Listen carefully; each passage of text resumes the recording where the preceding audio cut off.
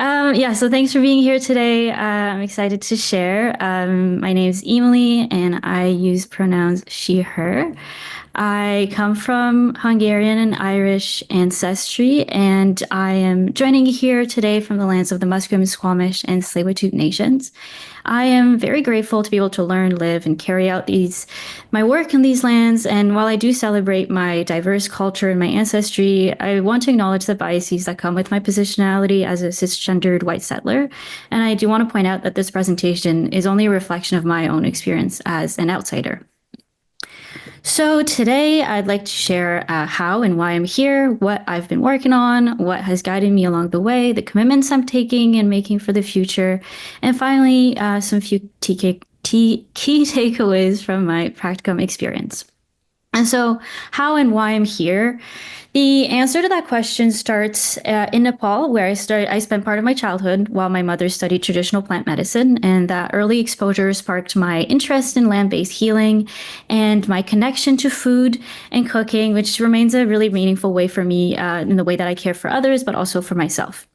And so after moving to BC, I became interested in biology and pharmacology to understand how substances affect the body, leading me to research work. And as a pain researcher and living with chronic pain, I started to question the clinical categories, and I started to be more interested in learning more about the subjective lived experiences of health. And so this shift brought me to the program in public health at UVic, where I learned more about social determinants of health and community wellness. And now I'm here grateful to be able to complete this practicum that brings a lot of these aspects together.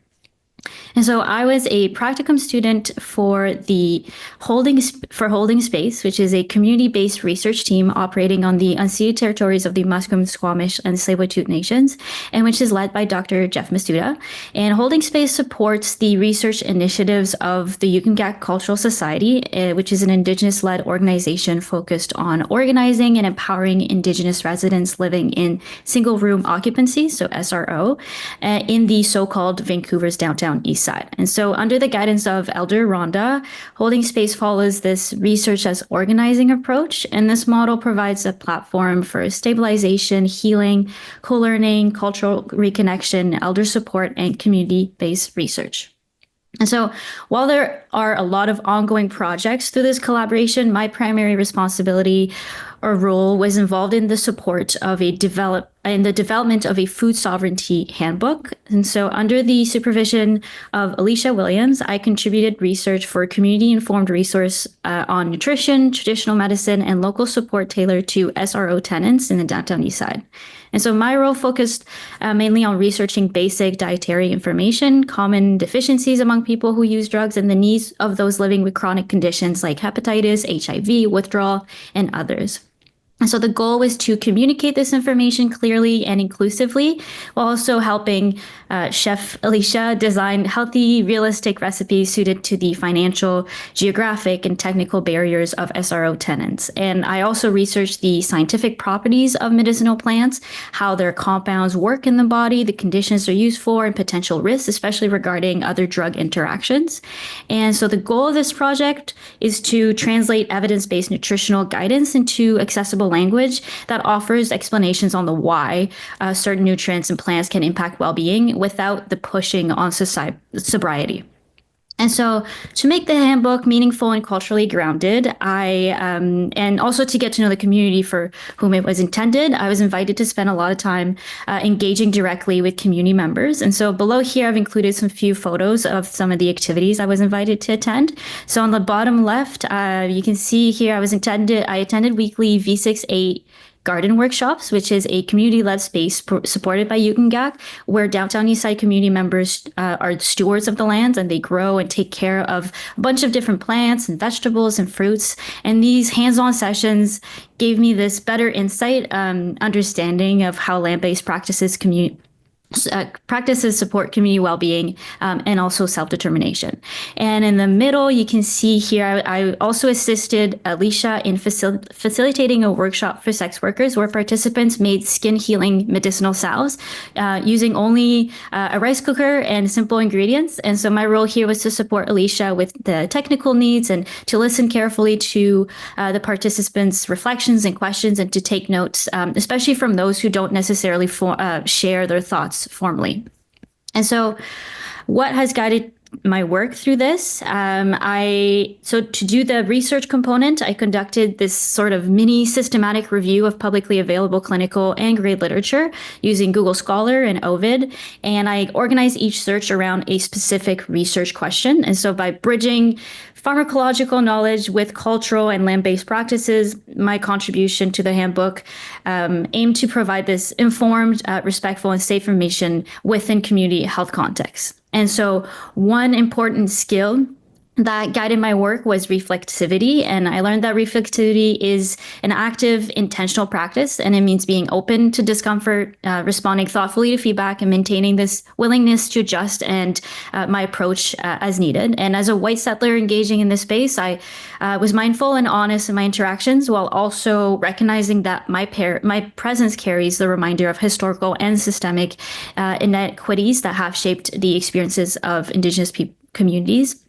And so through this practicum, I've also deepened my understanding of how public health varies across very different contexts that are shaped by environmental and social determinants, also by political and financial dynamics that influence whose knowledge is valued, whose needs are prioritized, and which forms of care are supported. And so in this context, a key PHSP value that has guided my practicum is a recognition for Indigenous knowledge and self-determination as central to health and social policy. And while scientific research is an important first step, I do want to acknowledge that this is only part of the work, and fully understanding the meaning and use of medicinal medicines, of traditional medicines, and diet information requires building relationships and learning directly from elders and knowledge keepers. And so I chose Call to Action 2022 because it reflects a lot of what I've been learning, both through the coursework and also during practicum, mainly about the need to make real meaningful space for Indigenous healing practices in healthcare. And so in class, I've learned that the exclusion of Indigenous healing reflects the ongoing structural impacts of colonialism. And in practice, I've seen evidence why Indigenous data sovereignty is important, why Indigenous knowledge needs to be centered to address health inequities, and how important it is to rethink how knowledge is produced, shared, and applied. And also, while I was attending the garden workshops, I saw how food, plant medicine, and being on the land creates opportunities for people to reconnect with each other, with culture, with wellness, in ways that don't always fit in the standard clinical care. And so that experience helped me realize that healing can look very different depending on your context, and what really matters, and it really matters to support and protect those different and diverse paths to health. And so in terms of key takeaways from a few months that I was part of the team, I think of something that Elder Rhonda shared with me, and it was to always ask a question and to learn something new every day. And I think at first, throughout the practicum, I worried a lot about saying the wrong thing, and I held back. But over time, I learned to ask questions more carefully and with more intention. And I think this helped me reflect not just as a practicum student, but also as just a student of life, figuring out how to build relationships in respectful and thoughtful ways.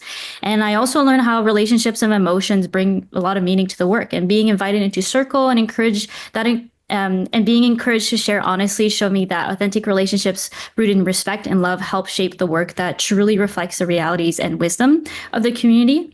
And also sitting in team meetings and community gatherings and interviews, I learned how lunch played a big part in the research process, because it created a space for conversations to flow without pressure. And having lunch helps to build trust, deepen relationships, and create a foundation for honest reflection and respectful dialogue that impacts the research itself. And one moment that struck with me was during one of the garden workshops, where they talked about not removing, the so-called weeds, but instead using them in compost, and even respecting also the relationships with rats that are living in the space. And this reflected a way of thinking that centered more on coexistence and relationality, which is different than my Western point of view that I was brought up with labeling, things, weeds, as being good or bad. And so overall, I think that being part of this space where land, health, and community are so deeply connected changed a bit how I think about care for others, but also for myself. And it's something that I will carry with me moving forward. And so with that, I'd like to extend my love and appreciation to Alicia, Kaylee, Elder Rhonda, Dr. Jeff Masuda, Jade, Danny, Kevi, and Dr. Sarah Wright-Cardinal. Thank you very much. Oh, and here are my references for anyone who is interested.